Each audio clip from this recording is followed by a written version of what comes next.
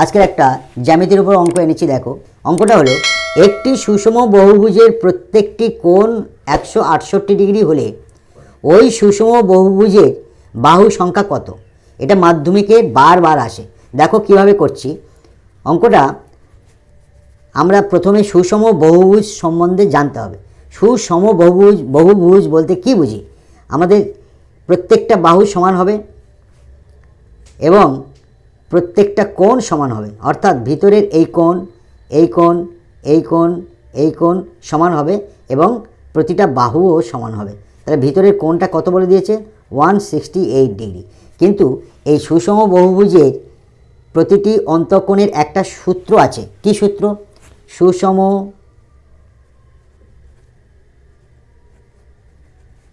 বহুভুজ। সুষম কথার অর্থ হচ্ছে প্রত্যেকটা সমান বাহু হবে এবং প্রত্যেকটা সমান কোণ হবে। সুষম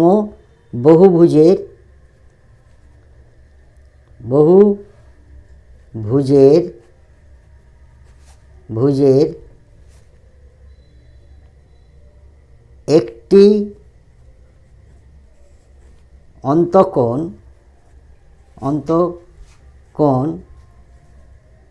সমান n-2 ইন্টু 180 ডিগ্রি নিচে বাহু সংখ্যা দ্বারা ভাগ। তাহলে এইখানটায় n সমান আমরা বাহু সংখ্যা ধরি, n সমান বাহু সংখ্যা। তাহলে n সমান যদি বাহু সংখ্যা হয় তাহলে সুষম বহুভুজের একটি অন্তঃকোণের মান, সূত্রটা কি? n-2 ইন্টু 180 ডিগ্রি আপন n মানে বাহু সংখ্যা, মানে বাহু সংখ্যা থেকে 2 বাদ দিয়ে তাকে 180 ডিগ্রি অর্থাৎ 2 সমকোণ দ্বারা গুণ করে বাহু সংখ্যা দ্বারা ভাগ করলে প্রত্যেকটা অন্তঃকোণের মান পাবো।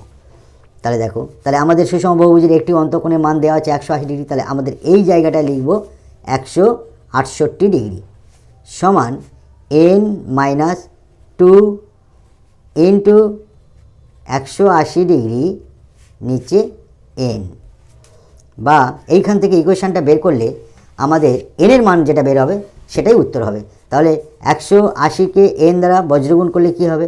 168n into 180n minus 360।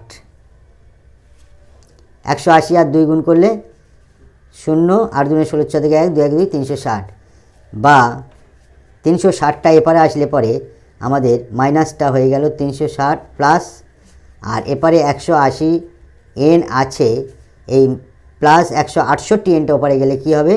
Minus 168n। তাহলে 360 সমান এটা বিয়োগ করলে কত হবে? 2 হাতে 1, 7 একে 8, 12n। তাহলে অতএব 12n সমান 360 লিখতে পারি, আর শুধু n অর্থাৎ 360-এর নিচে আমাদের 12 চলে এলো। অতএব বাহু সংখ্যাটা আমরা তো n ধরে নিয়েছিলাম, বাহু সংখ্যা বা n এর মান হবে 3 × 36 আর 0 30টি। It will be answer. Thank you.